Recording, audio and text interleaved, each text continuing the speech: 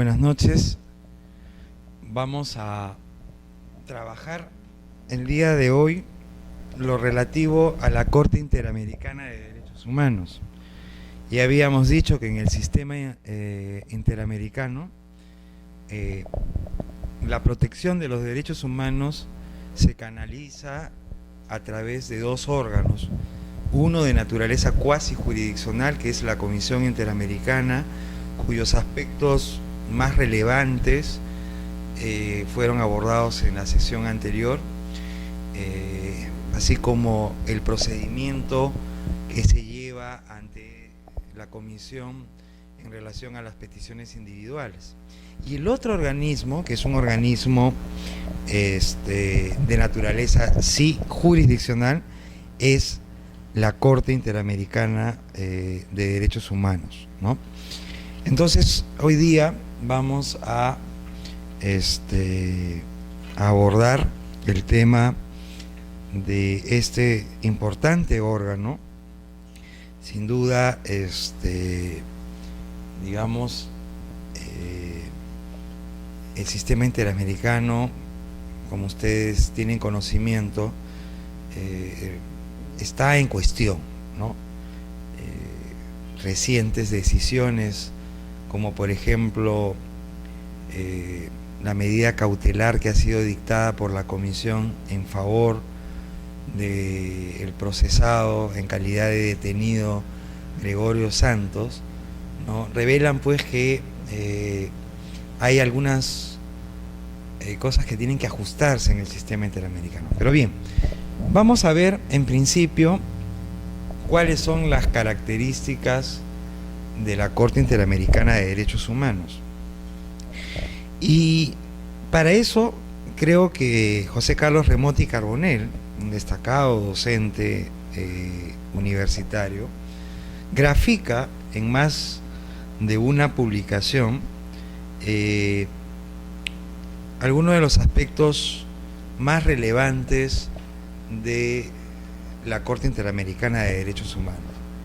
Por ejemplo, un primer aspecto que hay que tener en cuenta es el hecho de que recurrir ante la Corte Interamericana no debe y no puede ser tomado como un acto de deslealtad al Estado. ¿Y esto por qué es importante? Esto es importante interiorizar en las mentes de quienes conducen los destinos de un Estado y de la comunidad en general, que el hecho de recurrir a la Corte Interamericana a través de una petición, de una denuncia formulada contra un Estado, obviamente canalizada, como ya lo vimos en la clase pasada, a través de la Comisión, en ninguna manera, en ninguna forma puede ser visto como un acto de traición, de deslealtad, de falta de patriotismo, de compromiso con el Estado, ¿no? Y esto es importante, ¿por qué? Porque eso permite evitar, ¿no?, que los estados, los gobiernos fundamentalmente, atemoricen, amenacen o coaccionen a los ciudadanos para impedir o complicar o evitar el utilizar el recurso de la justicia supranacional. En consecuencia, entonces, un aspecto importante es esta primera característica. En segundo lugar, y a esta desde la perspectiva del Estado, como dice el profesor Remotti, la defensa de los derechos humanos no puede ser entendida como una indefensión del Estado. Ya hemos dicho en otra ocasión que el primer garante de los derechos humanos son los propios Estados, pero esta digamos obligación que tiene de primer orden que tienen los Estados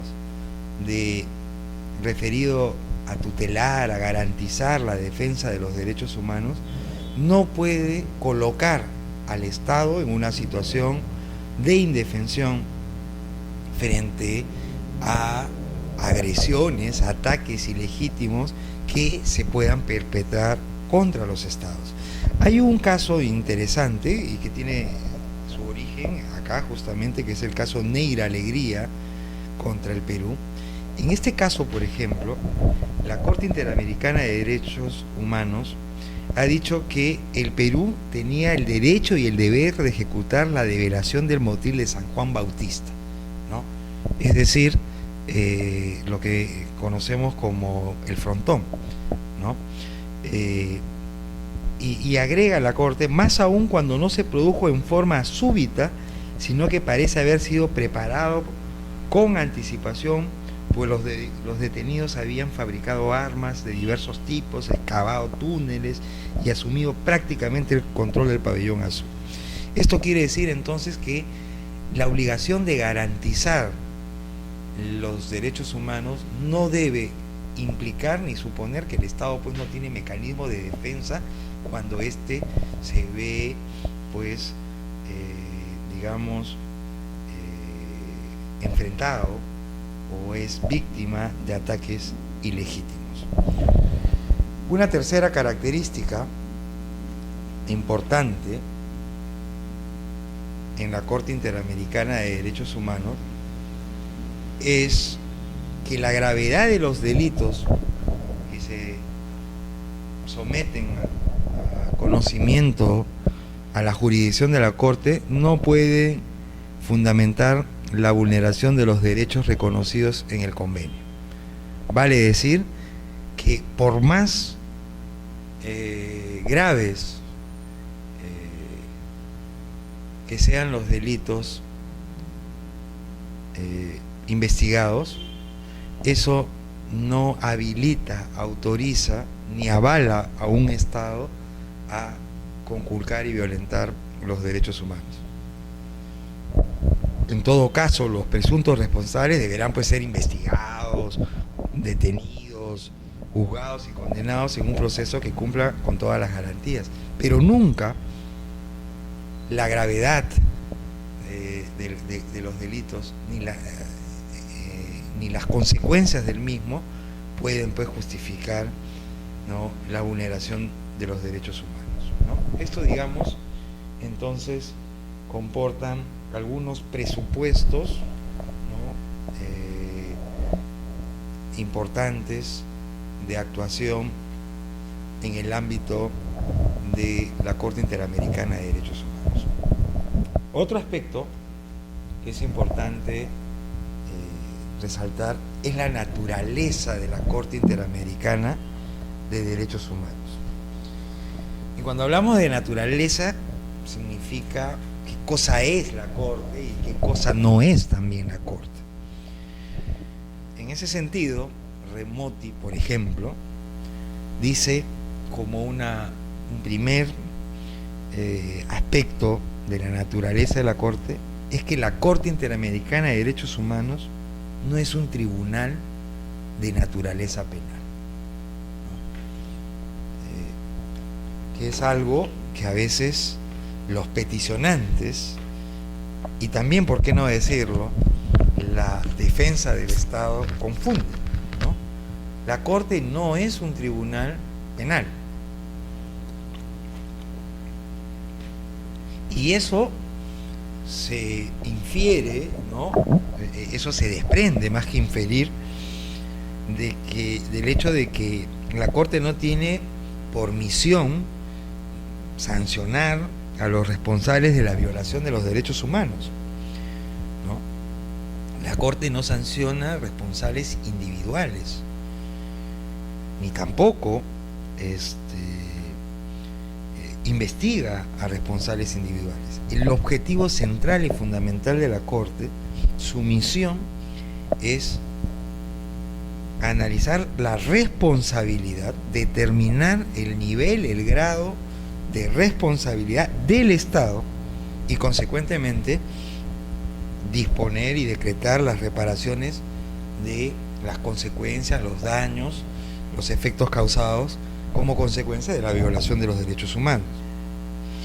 Es más, ni siquiera resulta relevante individualizar o identificar al autor. me estoy refiriendo en el plano de la Corte Interamericana de Derechos Humanos. Lo que resulta fundamental e importante para la Corte es determinar si la violación se produjo con apoyo o, en todo caso, con la tolerancia de los órganos del Estado, o, en todo caso, si es que el Estado no adoptó las medidas necesarias para, si bien prevenir, investigar, sancionar y, por último, resarcir, o sea, reparar las violaciones, ¿no? Entonces, ese es otro aspecto importante. Otro punto en relación a la naturaleza de la Corte, que con frecuencia también suele confundirse y con ello desnaturalizar los procesos o las peticiones a nivel de este órgano supranacional. La Corte Interamericana de Derechos Humanos tampoco es un tribunal de apelaciones, ¿no? Es decir, no opera como una instancia de apelación respecto de los órganos de administración de justicia de los estados, ¿no? Consecuentemente, entonces, no procede recurrir a la Corte a fin de que se haga un reexamen, una revisión de los fallos dictadas por los órganos jurisdiccionales internos.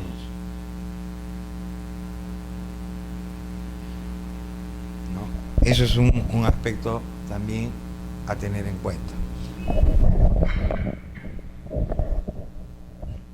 Siguiendo la diapositiva, la Corte es de carácter supletoria. La Corte Interamericana de Derechos Humanos tiene un carácter supletorio.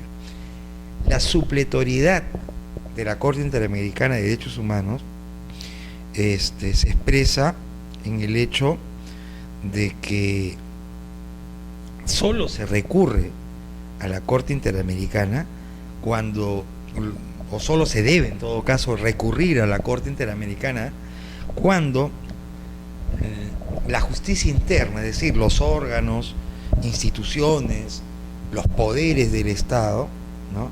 y dentro de estos, fundamentalmente, el Poder Judicial, no cumple con su función de garantizar plenamente los derechos humanos reconocidos en la Convención. Entonces,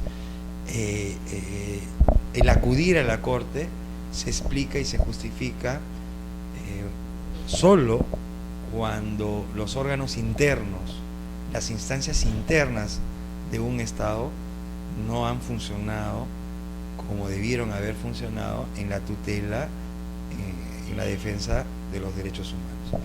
Esa es la característica de supletoriedad que tiene la Corte Interamericana de los Derechos Humanos. Otro asunto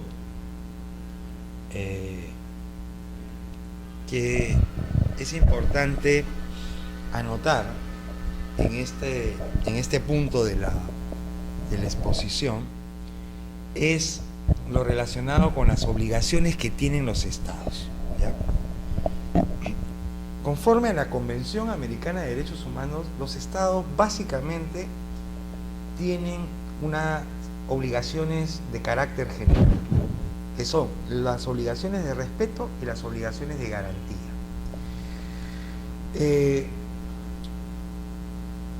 ¿Cuáles son las obligaciones de respeto? La obligación de respeto es una obligación de carácter negativo, ¿no? En el sentido que supone una no acción, ¿no? Es un no hacer por parte del Estado. El respeto supone, en consecuencia, que los estados deben evitar, abstenerse, o sea, deben abstenerse de realizar injerencias arbitrarias en los derechos humanos. En palabras más sencillas, la obligación de respeto supone que el Estado no debe vulnerar los derechos humanos, ¿no? Consecuentemente debe evitar, abstenerse de realizar acciones de cualquier índole que supongan la violación de los derechos humanos que están recogidos en la Convención. El otro, o deber u obligación general, es la de garantía. Y acá sí el Estado no tiene una actitud pasiva, sino una actitud activa, ¿no? Comporta en consecuencia una obligación de carácter positivo, que supone, pues, la garantía supone que el Estado debe adoptar, ¿no?, medidas que tienen que ver, por ejemplo, con organizar todo el aparato del Estado en todos sus niveles, ¿no? Justamente para evitar la vulneración de derechos humanos. Supone también adoptar disposiciones de derecho interno, ¿no? Implica la obligación de justicia penal o sancionadora, la protección de los derechos emanados de las relaciones internacionales individuales, etcétera, etcétera.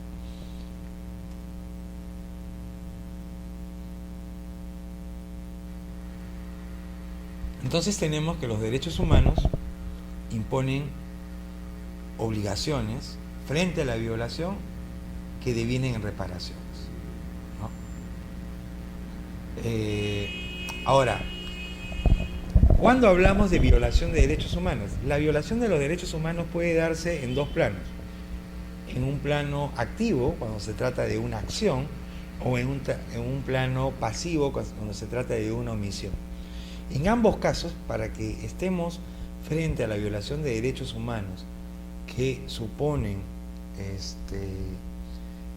competencia para ser ventilados ante el sistema interamericano de derechos humanos, entonces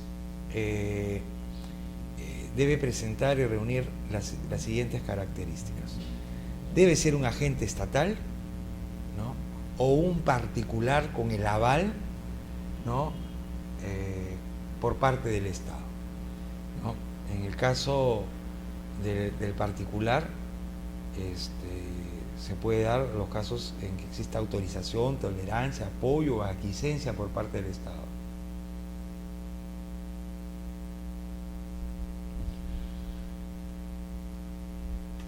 Las obligaciones internacionales también se trasladan a ámbitos de carácter especial, y eso se ve reflejado en el hecho de que hay tratados de orden internacional que tienen que ver con grupos especiales, ¿no?, como son los niños, las mujeres, las personas con discapacidad, los migrantes, pueblos indígenas y tribales, personas de la tercera edad, personas en situación de extrema pobreza, etc., ¿no? Bueno, esto era un paréntesis que quería hacer para seguir avanzando en lo concerniente a los aspectos que tienen que ver propiamente con la Corte Interamericana.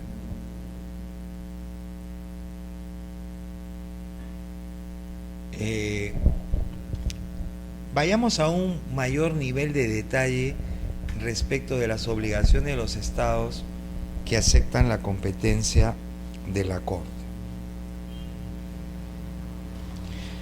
Habíamos dicho, ya acá estamos entrando ya a un mayor nivel de detalle, que una de las obligaciones que los estados asumen al aceptar la competencia de la Corte es la obligación de respetar los derechos y libertades reconocidas.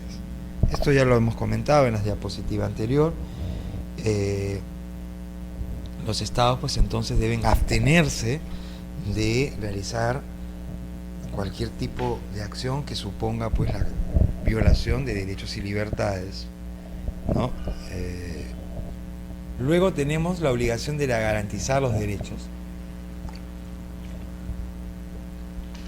para toda persona que se encuentre bajo su jurisdicción.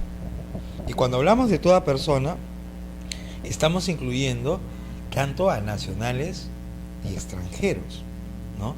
La obligación del Estado respecto a garantizar los derechos abarca a todo aquel que se encuentra dentro de su territorio, con prescindencia de cualquier circunstancia o característica, como les digo, incluyendo al extranjero, ¿no? Otra obligación es la obligación de adecuar el ordenamiento jurídico, como aparece ahí en la diapositiva, y la actuación de los poderes públicos a fin de garantizar los derechos. Como bien dice el profesor Remotti, esta obligación implica varias cosas, pero fundamentalmente digamos que apunta a que la obligación del Estado no es solo la de implementar, digamos, un ordenamiento jurídico, un ordenamiento normativo, sino que también la obligación alcanza aspectos de carácter de actuación, de conducta del gobierno. No es suficiente para la Corte Interamericana y para el sistema interamericano en general que el Estado, ¿no?, dicte dispositivos normativos que garanticen la defensa de los derechos, sino que fundamentalmente la obligación tiene que trasladarse al campo fáctico, al campo de los hechos, es decir, debe materializarse, ¿no?, una actuación gubernamental que asegure la eficacia de los derechos protegidos, ¿no?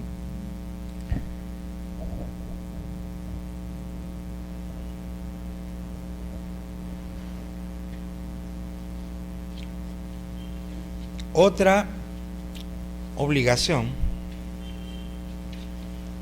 es la de tomar medidas de prevención que eviten violaciones de derechos, ¿no? Es decir, el Estado o los Estados no deben circunscribir su actuación en materia de garantizar los derechos cuando estos ya han sido violentados, sino que también tiene que tener una conducta preventiva, ¿no?, una política de prevención, ¿no? Y es por eso que en reiterada jurisprudencia la Corte ha estimado que el Estado o los Estados están en la obligación de prevenir las violaciones de derechos humanos. ¿Y cómo se previene, ¿no? O sea, cómo un Estado, a criterio de la Corte, puede prevenir a efectos de evitar violaciones de derechos humanos. Por ejemplo, adoptando medidas de carácter jurídico, ¿no?, pero también, ciertamente, en otros ámbitos, es decir, adopción de medidas en el plano político, en el plano administrativo y, ¿por qué no?, y también en el plano cultural, que tengan por objeto, ¿qué cosa?, promover los derechos humanos y que aseguren que las eventuales violaciones a los mismos se eviten, ¿no? La promoción de los derechos humanos es fundamental en el campo de la prevención, porque eso es lo que va a fomentar una cultura de los derechos humanos, ¿no? En la medida de que los ciudadanos, las autoridades, las instituciones tengan,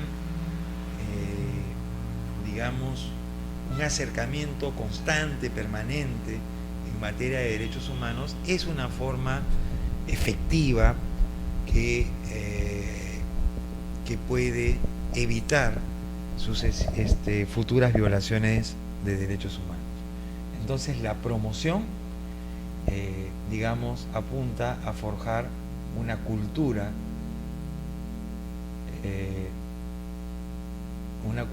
en materia de protección de derechos humanos.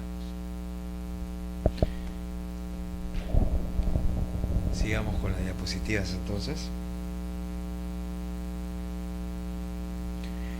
La obligación de investigar.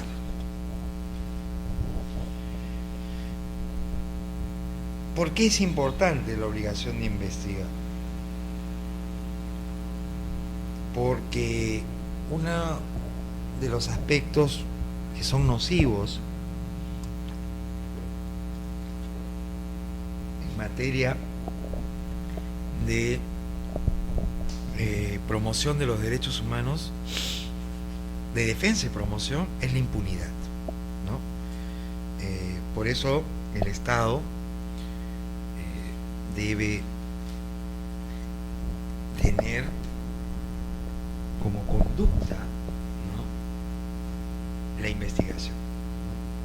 Y la investigación ciertamente tiene que revestir estándares, ¿no? Es decir, tiene que ser una investigación seria, ¿no?, llevada a cabo y adelante por una justicia autónoma, independiente, es decir, jueces pues que sean independientes, imparciales, ¿no?, para que justamente estemos frente a una investigación seria, ¿no?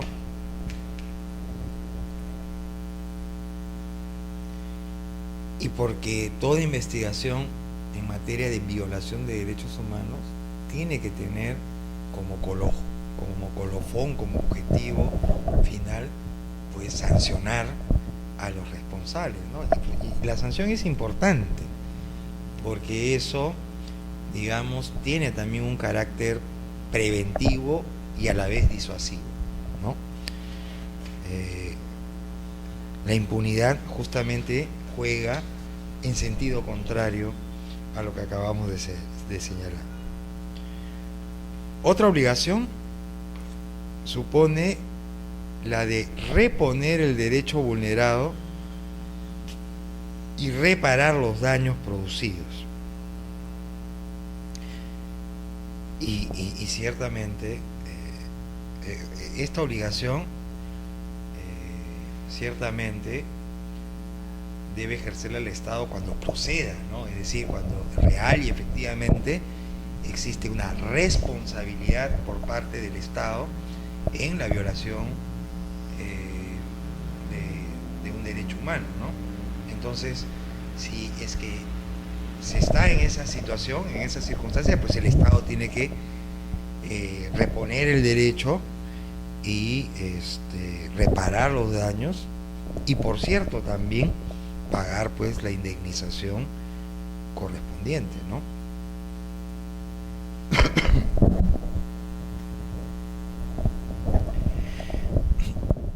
Una obligación también adicional es la que los estados deben pues participar en los procedimientos iniciados en su contra, ya sea a nivel de la comisión o ya sea en la corte, ¿no? Los estados pues no pueden hacer caso omiso, desconocer, ¿no?, la competencia de la Comisión Interamericana, ¿no?, ni ciertamente tampoco la de la Corte, ¿no? No puedes conocer la naturaleza, la competencia de órgano que investiga y promueve una acción de defensa, que es lo que hace la comisión, ni tampoco la labor jurisdiccional que hace la Corte, ¿no? Entonces, los estados pues tienen que participar de los procedimientos tanto a nivel de la comisión y a nivel de la Corte. La otra obligación es la de evitar y sancionar la impunidad.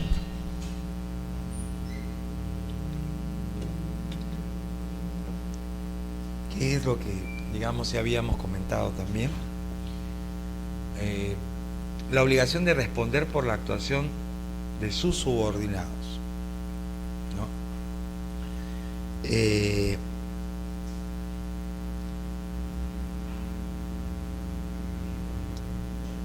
Eso es importante, ¿no? Es importante, ¿por qué?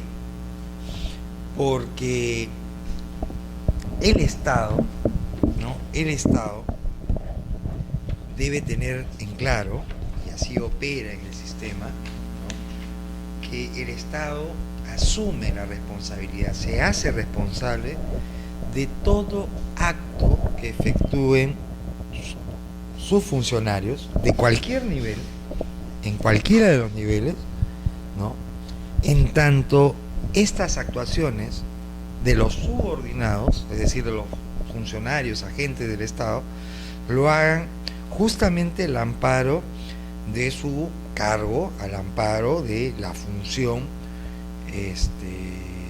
oficial que desempeña, ¿no? Entonces, el Estado, pues, asume las responsabilidades que deriven de los actos de sus subordinados. Bien, otra, digamos, obligación importante es que la responsabilidad del Estado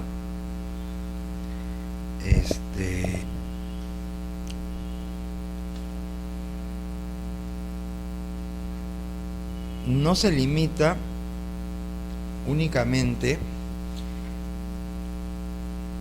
a la actuación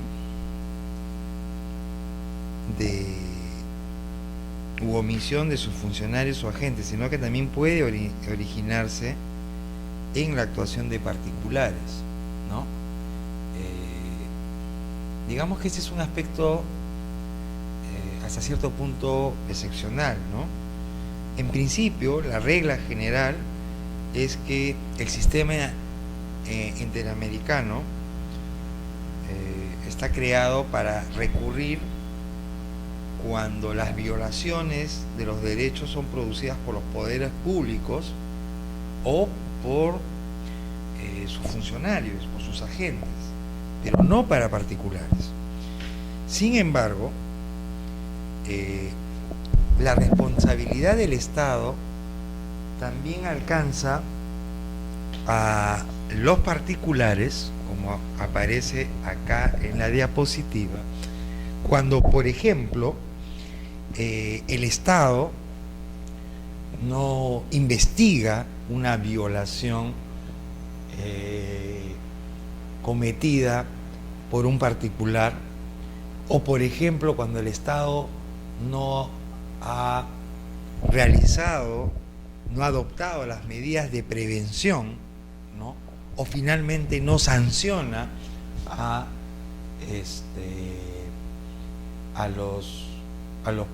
los particulares. Es en esos casos en que la Corte resulta siendo competente para conocer y declarar la responsabilidad de un Estado por hechos que supongan violación de los derechos humanos que proviene por parte de particulares, ¿no?, o de parte de los particulares. Otra obligación es que los Estados asumen responsabilidad, o sea, tienen la obligación de asumir la responsabilidad más allá de los cambios de gobierno, ¿no? Es decir, la responsabilidad recae en el Estado independientemente de el gobierno de turno, ¿no? Es decir, el relevo, el cambio de gobierno. Incluso en aquellos casos en que, por ejemplo, la violación de los derechos humanos se haya perpetrado durante un gobierno de facto, un gobierno dictatorial, y el Estado emplazado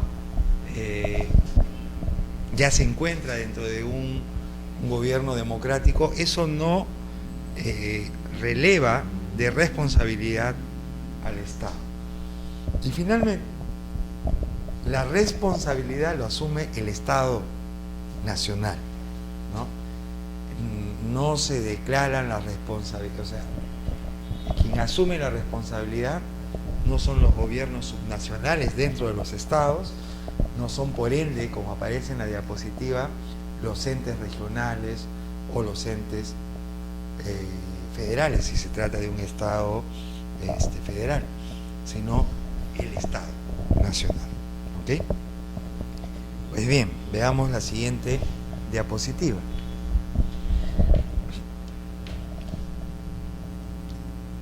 De repente el título de la diapositiva es un poco pretenciosa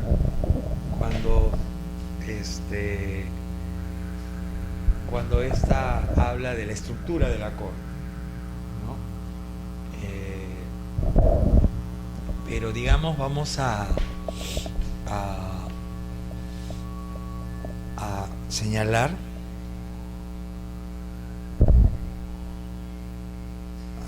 dos órganos que son importantes, ¿no?, en la estructura de la Corte Interamericana. Digamos que la Corte está conformada por los jueces de la Corte, que son en número de 7, y estos jueces pues son nacionales de los estados miembros de la OEA, ¿no? Y hemos dicho que el sistema interamericano nace de la Organización de Estados Americanos, ¿no? Entonces, son 7 jueces, pero que acá, si bien es cierto, estos jueces son nacionales de los Estados miembros, también es importante hacer notar que estos jueces no representan a los estados que los proponen o los votan, ¿no? Y esto es importante tener en cuenta para señalar pues que en consecuencia, como no representan a los estados que los propusieron o que los eligieron, estos jueces pues tienen o deben tener una conducta autónoma, independiente. No reciben instrucciones, órdenes por parte de los estados. Estos jueces, el periodo de su elección es por 6 años y pueden ser reelegidos, o sea, pueden ser, esos 6 años pueden renovarse por una sola vez, ¿no?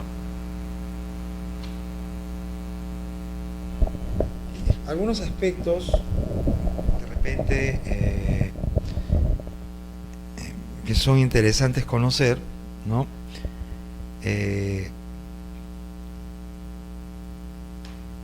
Quienes eligen a los jueces son los estados partes de la convención.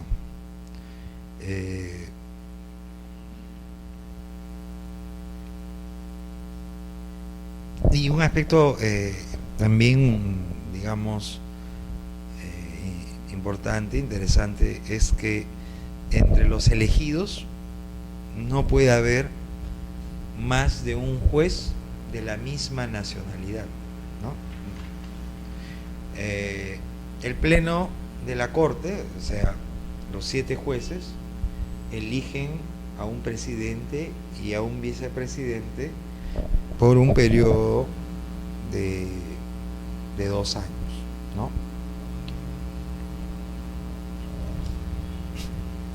Y finalmente los jueces ad hoc, ¿no?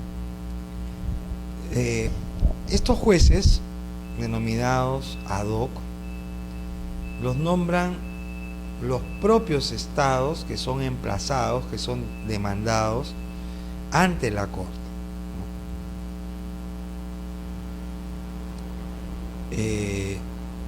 Pero la figura del juez ad hoc se da únicamente si entre los jueces de la Corte ninguno de ellos tiene la misma nacionalidad del estado demandado, ¿no? ¿Por qué? O sea, ¿por qué la figura del juez ad hoc?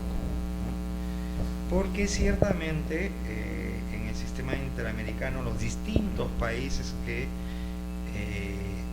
están bajo la jurisdicción de la Corte pues tienen sistemas jurídicos diferentes, ¿no? Entonces, el sistema ha considerado pertinente que exista una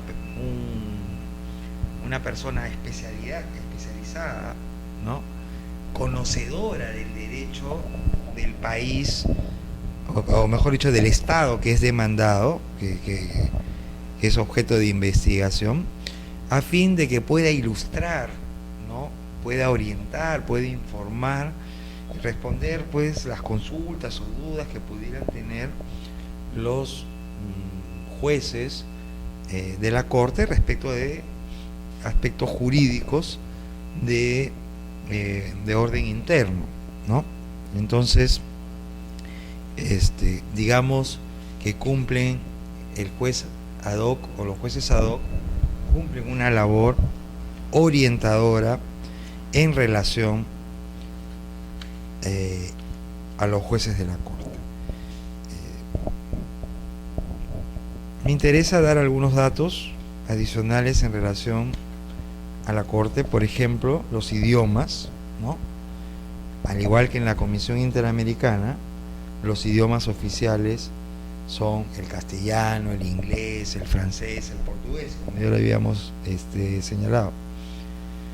Y la Corte, cada año, ¿no?, establece cuál de estos idiomas va a ser el idioma con el cual van a laborar durante ese año, ¿no? También la Corte puede determinar para un caso concreto, ¿no?, el uso, el empleo de uno de los idiomas oficiales que hemos señalado, ¿no? Entonces corresponde a los aspectos generales en relación a la Corte Interamericana de Derechos Humanos, este organismo jurisdiccional del sistema interamericano. Vayamos ahora a ver propiamente el procedimiento, ¿no?, el procedimiento ante la Corte.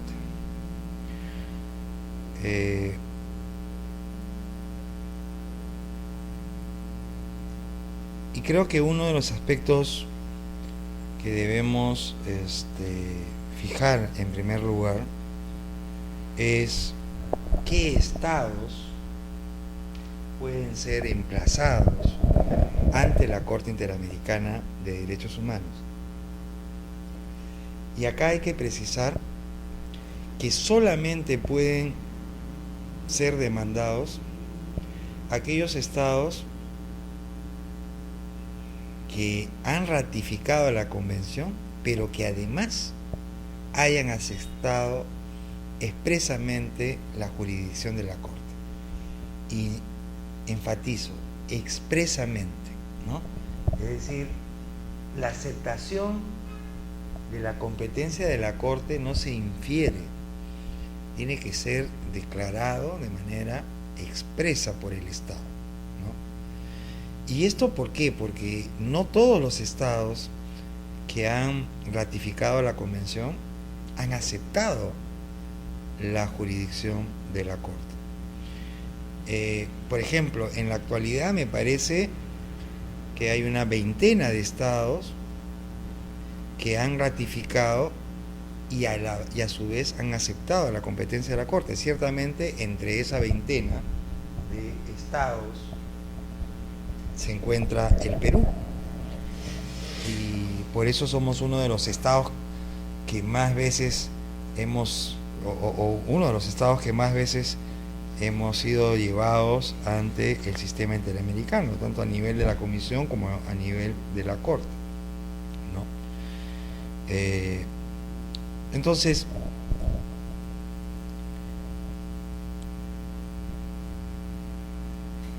en la vía contenciosa, en la Corte Interamericana de Derechos Humanos, ¿quiénes pueden recurrir? pueden recurrir a la vía contenciosa primero los estados que hayan ratificado o se hayan adherido, ¿no? Acá estamos ante el hecho de que un estado, ¿no?, denuncia a otro estado por la vulneración de derechos humanos, ¿no? Que yo sepa, a la fecha no se ha puesto en práctica en el sistema interamericano que un estado haya denunciado a otro estado por violación de derechos humanos. Pero bueno, en todo caso, en términos de legitimidad para recurrir ante la Corte Interamericana, estamos señalando que en primer lugar tienen legitimidad para obrar, para recurrir, los estados que hayan ratificado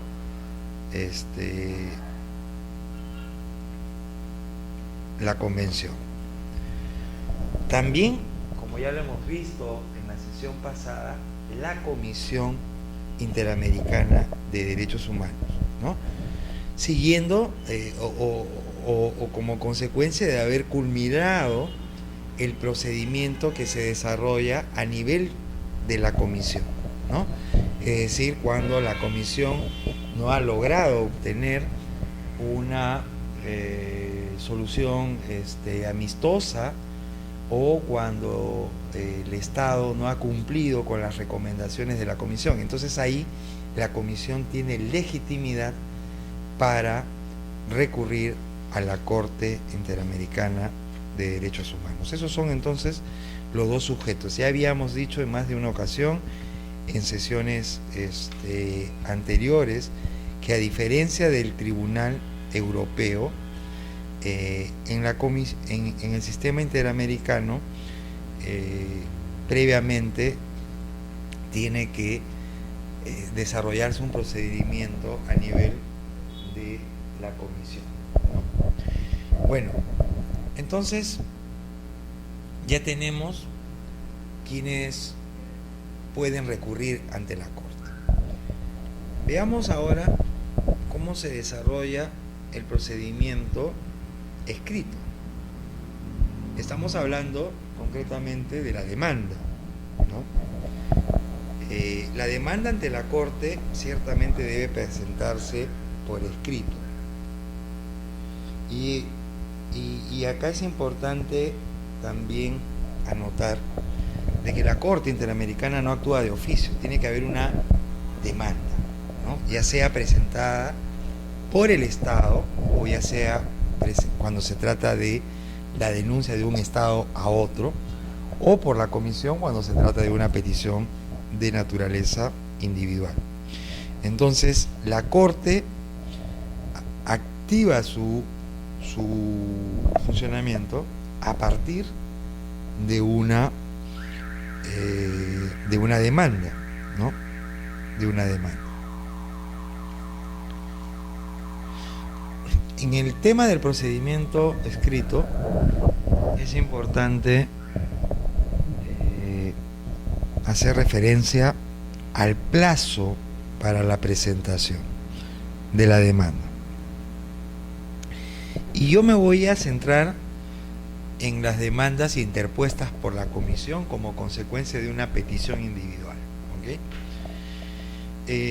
En relación a este ámbito, es decir, cuando la demanda la interpone la comisión como consecuencia de una petición individual, el plazo que establece la convención es de 3 meses contados a partir de la remisión por parte de la comisión al Estado denunciado del informe en el que se le comunica pues sus conclusiones, proposiciones y recomendaciones, ¿no? Estamos sin duda ante la situación de que no se ha alcanzado un acuerdo amistoso entre las partes. Entonces el plazo, ya habíamos dicho en la sesión pasada, si esto no se lograra, entonces la comisión eleva un informe o notifica un informe, ¿no? Un aspecto en relación a los plazos que ha sido ya determinada por la jurisprudencia de la Corte, ¿no? Los plazos son importantes en el proceso ante la Corte, pero la Corte ha determinado que aun cuando son de suma importancia, pero también la Corte ha establecido que en un procedimiento en materia de derechos humanos, el tema del plazo no es absoluto, ¿no?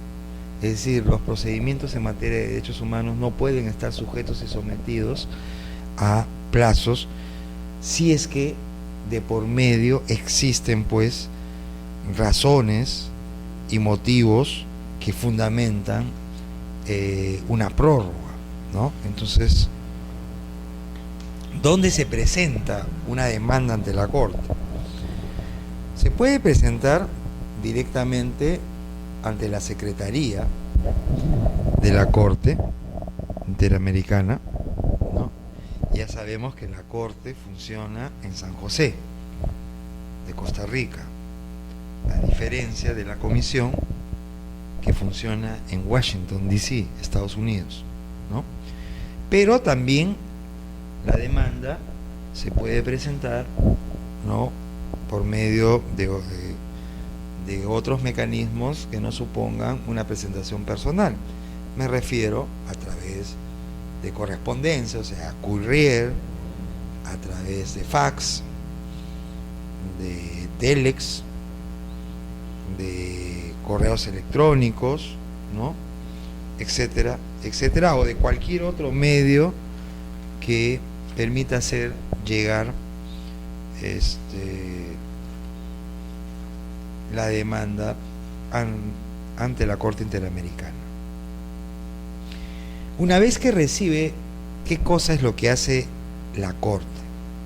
Como todo proceso de naturaleza jurisdiccional, hay pues un examen preliminar, previo, que atiende a la verificación de requisitos de procedibilidad, ¿no?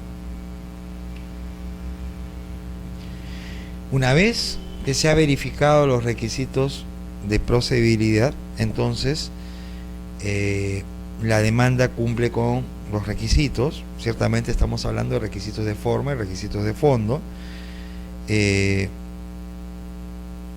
y entonces se procede a notificar a las partes, ¿no?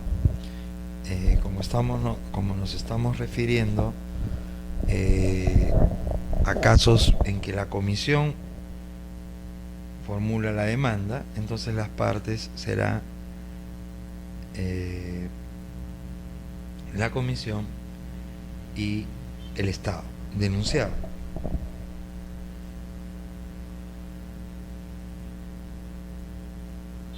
¿Quiénes son los notificados? En primer lugar, el mismo presidente y los demás jueces. También el Estado demandado. El denunciante original, la presunta víctima, sus familiares, etcétera, ¿no?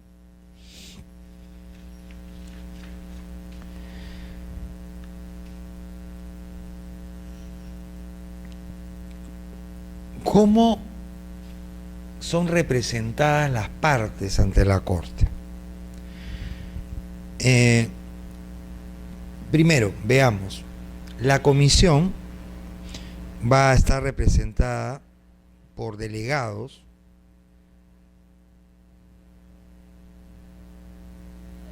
y los estados pues van a estar representados por un agente, ¿no? En ambos casos estos pueden ser asistidos, ¿no? Pueden recibir la asistencia.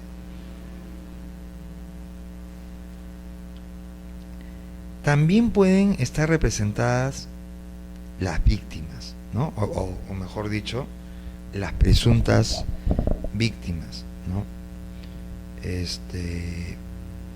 Ahora, una cosa importante, cuando existe una pluralidad, una variedad de presuntas víctimas, familiares, que están debidamente acreditados, todos estos deben designar un representante único, ¿no? O sea, deben tener un representante en común.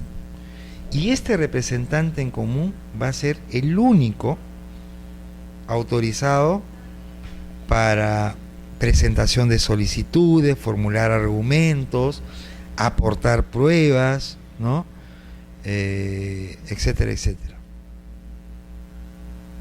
¿no?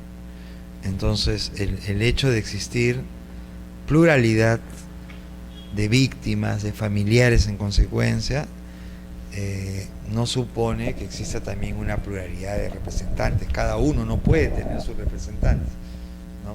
Tendrán que llegar a un acuerdo para que todos sean representados por nosotros, ¿no? Siguiendo con el procedimiento, entonces notificados, el Estado demandado, entonces el Estado debe contestar la demanda.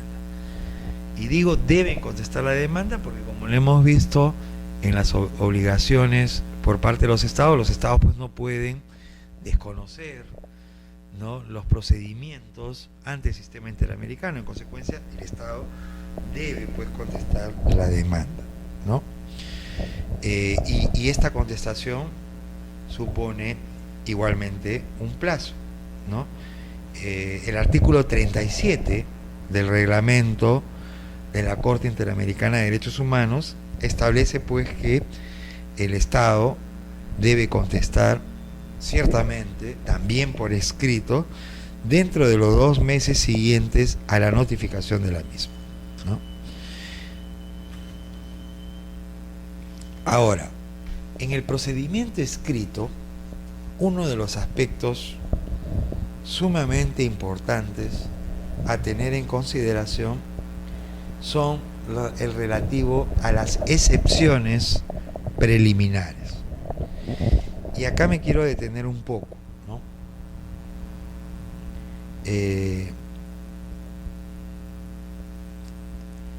Y resaltar algunos aspectos generales en materia de las excepciones. En primer lugar, los estados demandados, al momento de contestar la demanda, pueden presentar excepciones. ¿Cuáles son las principales excepciones que se presentan ante la Corte? Una primera tiene que ver con la falta de agotamiento de los recursos judiciales internos, ¿no? En consecuencia, una primera excepción, de las más usadas también, por cierto, en los procesos que se siguen ante la Corte, es el referido al incumplimiento de los supuestos y presupuestos exigidos por la Convención para poder acceder a la Corte en lo relativo a haber agotado los recursos internos. Esa es, digamos, una primera excepción de las más importantes y de las más usadas por parte de los estados. Y la segunda tiene que ver con la tramitación del caso, es decir, la invocación, la argumentación de que en la tramitación a nivel de la comisión no se han respetado las normas de carácter procedimental establecidas en la Convención, ¿no? Esas, digamos, son las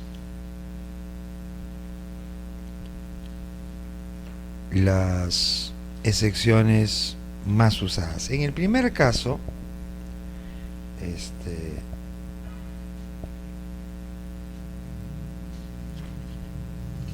a ver, otro aspecto en cuanto a la tramitación que podamos seguir analizando. Lo que pasa es que la tramitación supone pues el análisis de la convención, pero también del reglamento, ¿no? Y eso tiene un articulado extenso, ¿no? Eso tiene un articulado extenso. En el procedimiento interno también resulta importante la adopción de medidas provisionales, ¿no? En la convención, y específicamente en el artículo 63.2 de la convención, se dispone y digamos se autoriza que en circunstancias sumamente graves, ¿no?, de extrema urgencia, de extrema gravedad, la Corte puede adoptar medidas cautelares o provisionales que considere oportunas. ¿Con qué finalidad? ¿Con qué objetivo? Con la finalidad de que los daños como consecuencia de la violación de los derechos humanos no devengan en irreparables, ¿no? En esas circunstancias en que se está ante el peligro de que existan daños irreparables, entonces la Corte de oficio puede adoptar medidas provisionales. Hay un caso, que es el caso Blake contra Guatemala, en donde se dictó una resolución que establecía básicamente lo siguiente: que en las presentes circunstancias, dice, en las presentes circunstancias, por provenir de la Comisión Interamericana, merecen credibilidad a la Corte para otorgar prima facie a esta situación las características de extrema gravedad y urgencia y justifican que la Corte tome las medidas provisionales, ¿no? Digamos que esta es una jurisprudencia importante en materia de medidas provisionales. Luego del procedimiento escrito existe el procedimiento oral, ¿no? Y el procedimiento oral se da ciertamente cuando ha finalizado los trámites que se dan y que se realizan por escrito, ¿no? O sea, estamos hablando culminada el procedimiento escrito, que lo resumimos en demanda, contestación, excepciones, medidas cautelares o medidas previsionales, ¿no? Entonces, cumplido esta etapa escrita, se apertura, se da inicio al procedimiento oral. Y en el procedimiento oral entonces se van a sustentar, se van a debatir las afirmaciones que han sido alegadas, que han sido señaladas en el procedimiento escrito, ¿no? Y además esta etapa oral también supone pues la actuación de las pruebas que se han ofrecido y que han sido presentadas en la etapa escrita. Entonces estamos pues ya frente a el procedimiento oral, ¿no? Estamos al procedimiento oral, ¿no? ¿Qué cosas son importantes, por ejemplo, de resaltar de esta etapa oral? El ofrecimiento de pruebas. En relación al ofrecimiento de pruebas, lo relacionado al plazo. Las pruebas que promueven las partes solo son admitidas si son ofrecidas en la demanda y en su contestación. y ciertamente también en el escrito de sesiones preliminares y en su contestación. Vale decir que el momento para el ofrecimiento de pruebas es la etapa escrita, ¿no? En la etapa oral lo que se va a hacer es evaluar, ¿no? Evaluar las pruebas, debatir las pruebas que se han ofrecido en la etapa escrita. Sin embargo, es importante anotar que la Corte también de oficio puede disponer que se actúen las pruebas que considera pertinentes, que considera útil para el pronunciamiento de fondo, ¿no? ¿Qué tipo de pruebas, por ejemplo, son usuales que prima facie, es decir, de oficio, la Corte disponga? Por ejemplo, testigos, ¿no? Peritos, es decir, la Corte puede disponer que se escuche, ¿no? Oír a un testigo, a un perito, ¿no?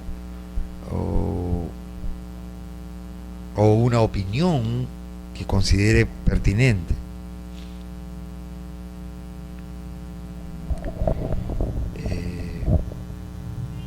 Hay un caso, digamos, emblemático en la Corte en materia de pruebas dispuestas de oficio por parte de la Corte Interamericana. Es el caso Godínez contra Honduras, ¿no? Este caso, digamos, el asunto tenía que ver con el asesinato y desaparición de un ciudadano hondureño de apellido Godínez Cruz, que fue asesinado y posteriormente desaparecido por un comando militar. Entonces la Corte señaló, dispuso que era conveniente, que era necesario y que resultaba útil, ¿no? Escuchar a los testigos, y concretamente lo que causó una gran polémica fue lo que dispuso de oficio. ¿Y qué cosa es lo que dispuso de oficio?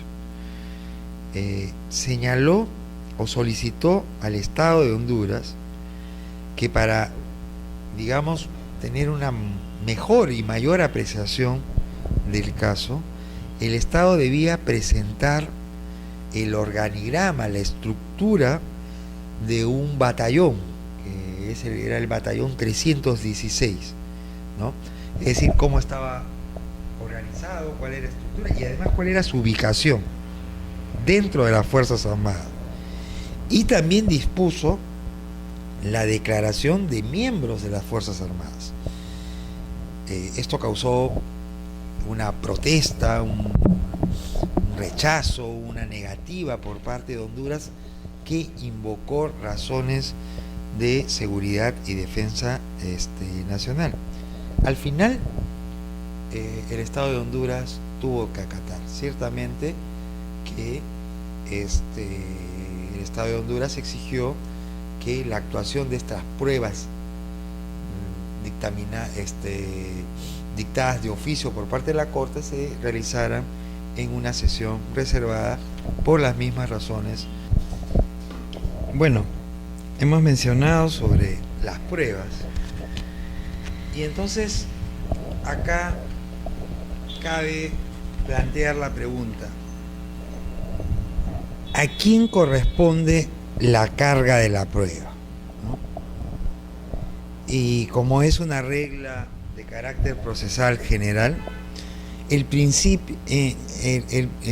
principio la carga de la prueba le corresponde a la parte que la alega. Sin embargo, en el sistema interamericano y a nivel de la Corte, ¿no? Si se trata de pruebas que solamente pueden ser logradas, obtenidas con ayuda del Estado, ¿no? O que en su defecto están en poder del Estado, la carga entonces se invierte, ¿no? Se invierte en el sentido de que ya corresponderá al propio Estado, ¿no?, demostrar la falsedad de la afirmación. Es decir, por regla general y en principio, la carga corresponde a quien la alega, ¿no? Pero si la prueba está en manos del Estado, entonces se invierte, ¿no? Se invierte la carga de la prueba. Hemos dicho de que a nivel de la Corte se actúan como pruebas testigos y peritos, ¿no? Y entonces estas declaraciones que tienen que dar pues los testigos y los peritos se dan en la fecha y hora que fija la Corte, ¿no? Es la Corte la que fija el día y hora. Ahora, en el tema de testigos y de peritos, también a nivel de la Corte Interamericana funciona la tacha, ¿no? Es decir, se puede tachar a un perito o se puede tachar también a un testigo. Eso en la medida de que alguna de las partes, ya sea el Estado o la otra parte, consideren pues que un testigo o bien no es imparcial o en su defecto no es idóneo, ¿no? Entonces en esos casos pues procede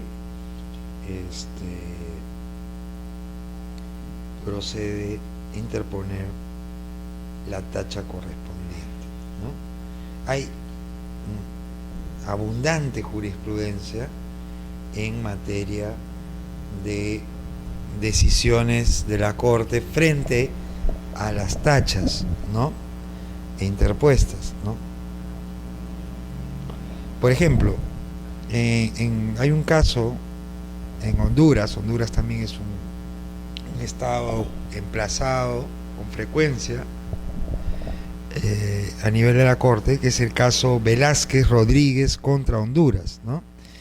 Ahí, por ejemplo, en la sentencia sobre el fondo, en el fundamento 143, ¿no?, se dijo lo siguiente, ¿no? Algunas circunstancias pueden ciertamente condicionar el apego a la verdad de un testigo.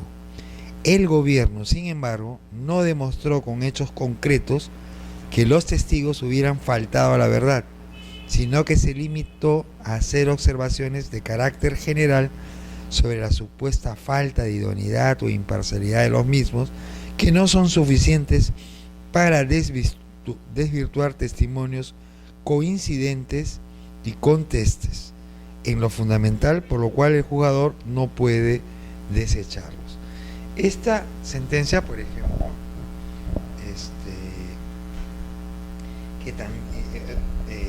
mejor dicho, este argumento ha sido reproducido en otros casos, ¿no? Por ejemplo, el caso Godínez, también contra Honduras, que ya lo mencioné en otro momento de la exposición.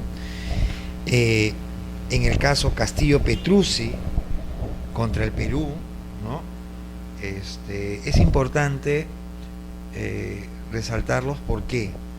Porque una tacha de un testigo o de un perito a nivel de la Corte Interamericana debe estar pues debidamente fundamentado, ¿no?, para poder digamos prescindir de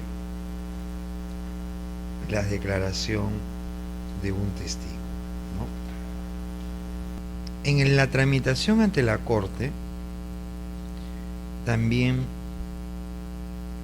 podemos encontrar una figura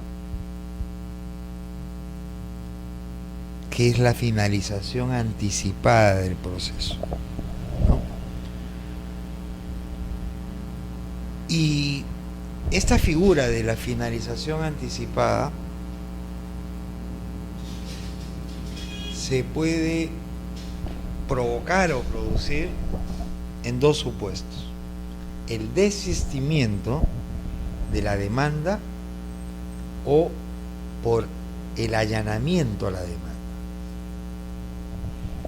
En el desistimiento de la demanda, en cualquier parte o cualquier etapa del procedimiento, la parte demandante puede dar a conocer a la Corte que se desiste de la demanda y en consecuencia de seguir la tramitación ante la Corte. Eso está previsto en el artículo 52 del reglamento de la Corte Interamericana de Derechos Humanos. En cualquier etapa del procedimiento, ¿no?, la parte demandante entonces puede desistirse de la demanda y por ende y en consecuencia de continuar con el procedimiento ante la Corte. Ahora, ¿cuáles son las razones que pueden motivar el desistimiento? Bueno, puede ser la desaparición, ¿no?, de los motivos que originaron la demanda, ¿no? También puede producirse por la pérdida de convicción de los motivos, o sea, el hecho, o ya sea los fundamentos de hecho, los fundamentos de derecho, que han fundamentado la demanda, o porque se llega a un acuerdo con el Estado, también puede producirse, ¿no?, el desistimiento por esa razón, ¿no? El allanamiento de la demanda también, al igual que el desistimiento, puede producirse en cualquier etapa del procedimiento. Y acá estamos frente a la situación en la cual el Estado, ¿no?,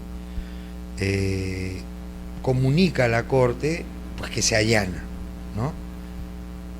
Es decir, que acepta, ¿no?, las pretensiones de la parte demandante.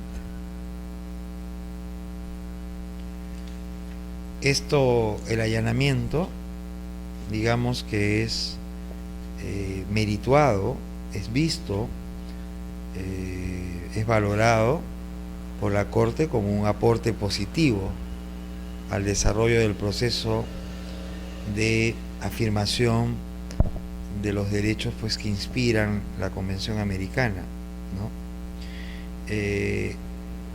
Por ejemplo, en el caso Trujillo-Oroza contra Bolivia, en el fundamento 42, por ejemplo, la Corte dijo lo siguiente: la Corte reconoce el allanamiento efectuado como un aporte positivo al desarrollo de este proceso y a la vigencia de los principios que inspiran la Convención Americana sobre los Derechos Humanos. En el mismo sentido se pronunció en el caso Barrios Altos contra el Perú, ¿no? En el mismo sentido, en el fundamento 40 de la sentencia sobre el reconocimiento de responsabilidad y acuerdo amistoso, la Corte dijo: la Corte reconoce el allanamiento efectuado por el Perú como un aporte positivo al desarrollo de este proceso y a la vigencia de los principios que inspiran la Convención Americana sobre Derechos Humanos. Digamos que en términos coloquiales habla bien de un Estado, ¿no?, cuando se allana, ciertamente cuando existen pues razones que justifican desde la perspectiva del Estado el allanamiento a las pretensiones de los demandantes, ¿no? Y bueno, entonces finalmente llegamos a la parte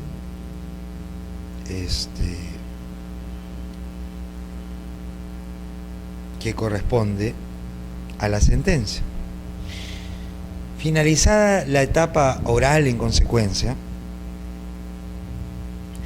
y dentro de ella la correspondiente a la actividad probatoria, ciertamente ya corresponde el dictado de la sentencia, es decir, el pronunciamiento de la Corte sobre el fondo del asunto.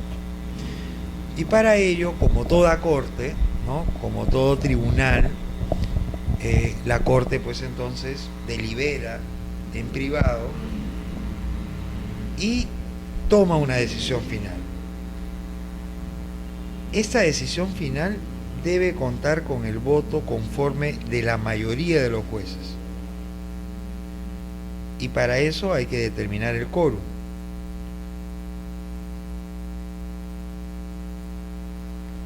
Y el quórum está fijado por 5 de los 7 jueces, ¿no? Ahora, ¿qué criterios, y estos son aspectos importantes en relación a las sentencias del tribunal de la Corte Interamericana, qué criterios ha de tener en cuenta la Corte al momento de dictar sentencia? Vamos a mencionar algunos. Un primero es la forma adecuada de interpretar las normas establecidas en la Convención, ¿no? Todas las normas de procedimientos establecidas en la Convención han de ser interpretadas de forma que permitan y garanticen la plena eficacia y protección de los derechos del convenio, ¿no? El profesor Remotti, por ejemplo, precisa que otro aspecto es que la Corte debe aplicar el derecho aunque no sea invocado por las partes o su invocación se produzca recién en los alegatos finales y no en la demanda. Es decir, la Corte tiene que, al momento de sentenciar, tiene que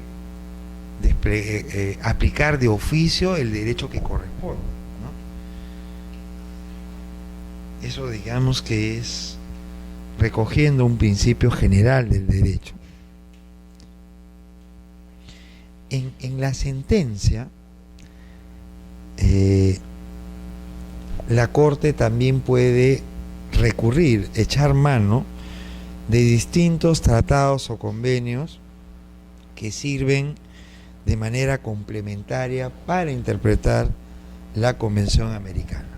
Es decir, las decisiones recaídas en las sentencias de la Corte Interamericana no deben o no necesariamente deben constreñirse a los contenidos de la Convención, sino que también pueden utilizarse otros instrumentos internacionales que sean válidos y que resulten útiles para interpretar la Convención. Un aspecto fundamental como criterio en las sentencias: en la interpretación que hace la Corte respecto de las disposiciones de la Convención no debe aplicarse criterios de derecho interno. ¿Y esto por qué? Porque la Convención tiene vida propia, es decir, las disposiciones contenidas en la Convención tienen un carácter autónomo, lo que hace que éstas no puedan ser interpretadas a la luz de los criterios que se manejan en el derecho interno, ¿no? Otro aspecto final ya en relación a las sentencias es que la Corte valora la actuación del Estado con posterioridad a la presentación de la demanda.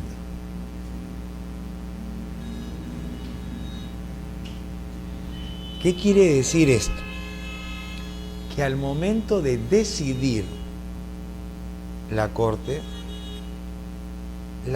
va a tomar en consideración y va a valorar de manera positiva todas las actuaciones, todas las medidas que el Estado haya podido adoptar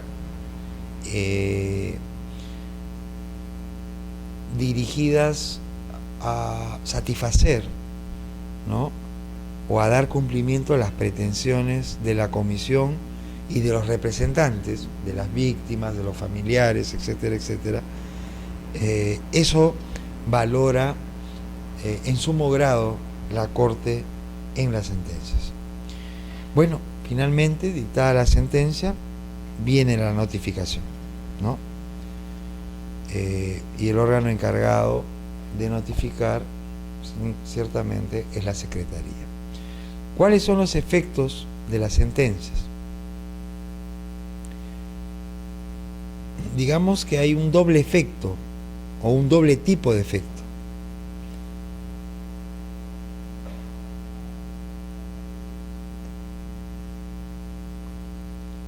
Uno de ellos son los efectos sobre el Estado.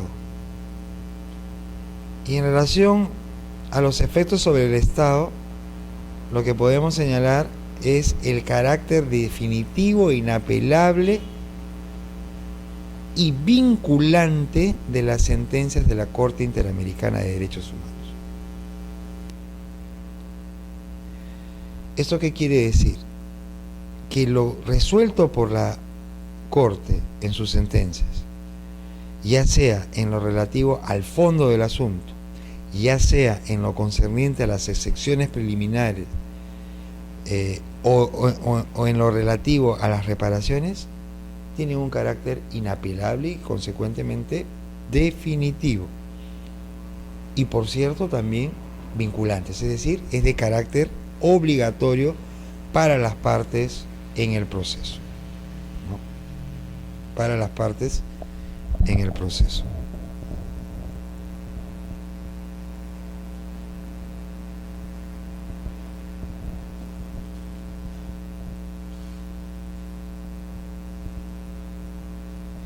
Y en lo relativo al carácter vinculante, hay que precisar,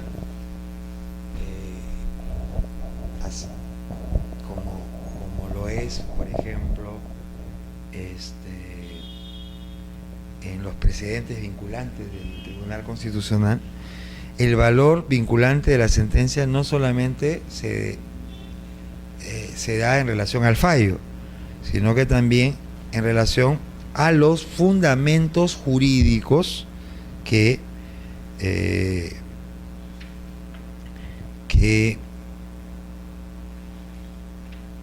contiene la sentencia. Y por último, un efecto indirecto en los demás estados, ¿no? Digamos que tiene un efecto que irradia, ¿no?, una determinada orientación respecto a las conductas de los otros estados, ¿no? Ciertamente para evitar que los otros estados pues incurran en violaciones de derechos humanos a la luz de una sentencia que ha dictado la Corte Interamericana de Derechos Humanos. Digamos que esto vendrían a ser los aspectos generales de el procedimiento que se da a nivel de la Corte Interamericana de Derechos Humanos. Lo dije en un momento de la exposición, el sistema está en cuestión, ¿no? No solamente por algunas decisiones que la Comisión y eventualmente la Corte ha adoptado respecto al Estado peruano, sino también en otros estados que han ratificado la Convención y han aceptado la competencia de la Corte. Pero eso en modo alguno supone un cuestionamiento al sistema en sí, ¿no? Es decir, no cabe duda que el derecho a recurrir a una instancia supranacional es un derecho que debe ser parte de toda estructura de un Estado constitucional de derecho.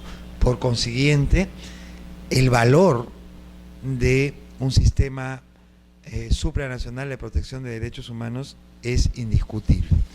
Pero también es cierto que requieren hacerse ajustes al sistema. Probablemente estos ajustes tienen que ver básicamente con los procedimientos de selección o de elección de quienes van a ser los miembros de la Comisión Interamericana y los miembros de la Corte, ¿no? Los jueces de la Corte. Creo que por ahí va parte de la solución de esta situación de cuestionamiento al sistema, ¿no? Pero en modo alguno eso debe justificar, desde mi punto de vista, un retiro de la competencia de la Corte ni tampoco de la Comisión. Muchas gracias.